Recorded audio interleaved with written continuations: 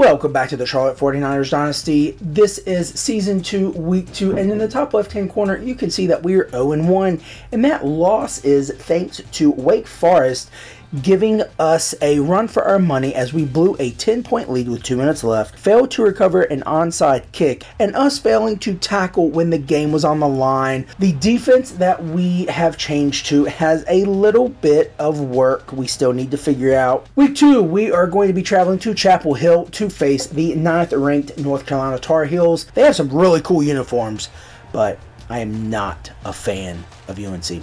Now, as someone who is a huge fan of the Texas Longhorns, the fact that Mac Brown is their coach, I do like that. I mean, it hurts my heart to see someone I like as their coach, but also happy that he is still in coaching. But in any case, let's jump right to this. I did choose to have them in their throwback uniforms, so that's going to be pretty cool. Something else that's pretty cool.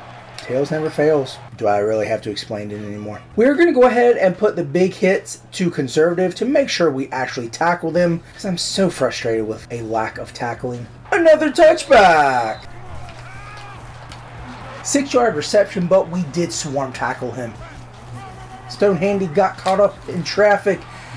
Doug Newsome was able to make that tackle. Nice blitz from the outside. Anderson able to get to him right as he released the ball. Blitzing off the left-hand side, Prince Bema was able to get past that offensive tackle and get that sack. 3rd and long. It is 3rd and a mile. Bringing Bema again. Oh, Oh, nice! Stone Handy able to come up with a big stop here in Chapel Hill. Daggone, how many times do I have to say this?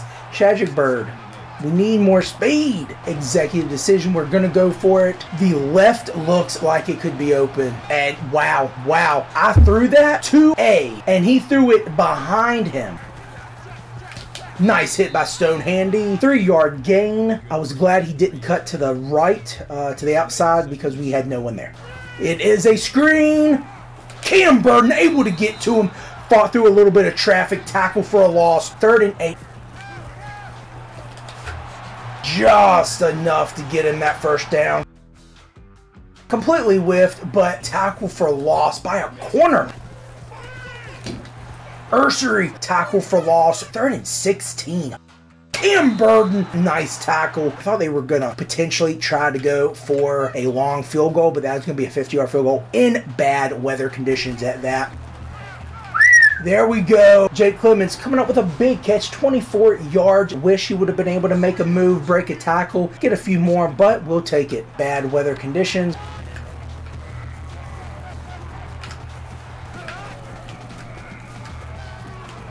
Second sack of the day, Miguel Jackson, the faster of the defensive tackles, the guy I like in there, especially when we have a quarterback who is semi-mobile. 3rd and long again.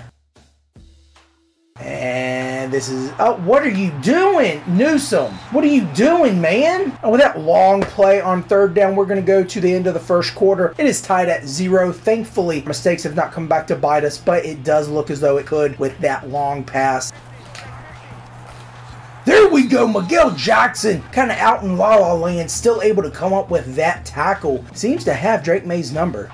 And pretty sure he was out of bounds. We're going to see what this flag is for. Illegal touching, absolutely. Move it on back. 3rd and long again. Let's see what we can do this time. Thankfully, there was some confusion. We did stop them. They're going to punt. They must not have confidence in their kicker. But I'm not going to complain. Open on that dig route. Foster able to put it on the money. Gruel finally coming up with a catch for us. Speed. 2 fullbacks, some linemen, pound these yards out. Woo! That's what we need. Unable to get it. Fight! Nice. Singletary open over the middle. 14-yard gain. Option down here. We're going to keep it up the middle. James Foster. There we go. Oh, I lofted it. 25-yard field goal. We're going to go ahead and take these points. It's another touchback. Tried to bait that. He was not able to get to him in time. Pass completed. There we go, Stone Handy stopping them, making them call their second timeout. There's 8 seconds left on the clock. Oh, of course, you clicked on the wrong person. Of course. Let's try to ice him. And woo, they didn't get it. They missed that field goal. This is a perfect opportunity for us going in at halftime up 3-0 to get momentum coming out for the third quarter and putting it on them. Now, we know that 10 points doesn't really matter a whole lot because I can screw it up really quickly, but we'll see. Single high safety. There we go, Singletary. He was able to get inside that cornerback and luckily make a nice leaping catch. Okay, they don't have a safety. Okay. Singletary coming up with a nice catch. Foster was able to put it in there where only his guy could get it. Singletary coming up huge for us. Nothing special here. Bird's in on a dual fullback wedge. Going up 10-0 pending this extra point on the number 9 team in the nation. It's another touchback. How was he open? And just like that, they're on our side of the field. I went for the big hit, and of course, their receiver caught it, and in the blink of an eye was able to make a move. Whoa! We were able to stop that pitch from going forward, creating a fumble, pushing them outside of field goal range. They're going to have to punt it again. I don't understand it.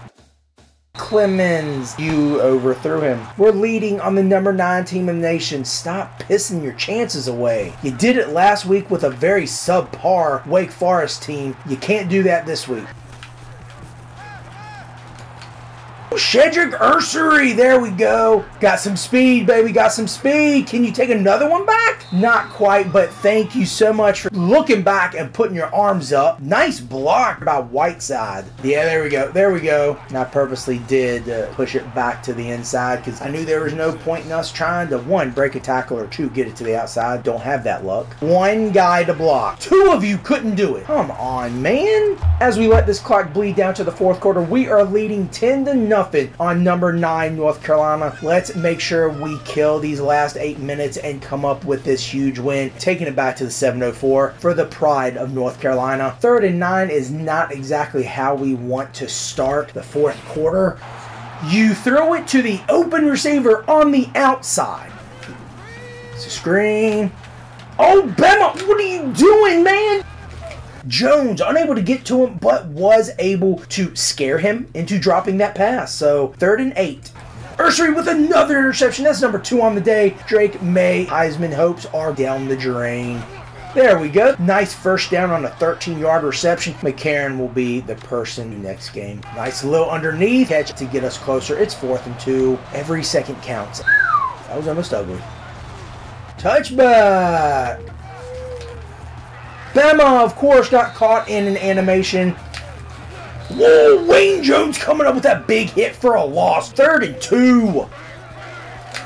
Woo! Whitehead coming up from the strong safety position to get a tackle for the loss. We were able to get pressure and push him back. It's 4th and 4, and they are going to punt it back to us. We are going to have just over 4 minutes to get some more yardage and get this win. It's going to be a long road as they are going to down it the 9-yard line.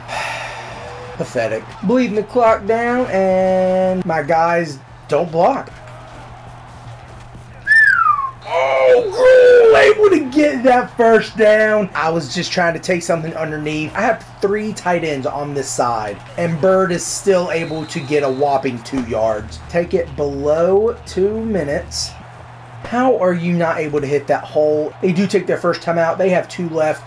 They're going to stop it at 151. And Foster's unable to do anything with it as I was trying to catch them off guard. And look, he runs literally right into him. With 1:25 left, down 13. How can we screw this up, you may ask? I told you I was that good. I was on our best cornerback, Shedrick Ursery. As we prepare for this onside kick, let's remember what happened last week and try to make sure that doesn't happen again. And it doesn't, thank goodness. They have 1 timeout left. Please, please, please, let's just kill this clock. Nice 9-yard run by Ursery. Literally 1 more yard, gets us a first down, and wins us the game. They pull us over the first down marker with an abysmal 51 yards on the ground. Shedrick Bird is able to pick us up the first down.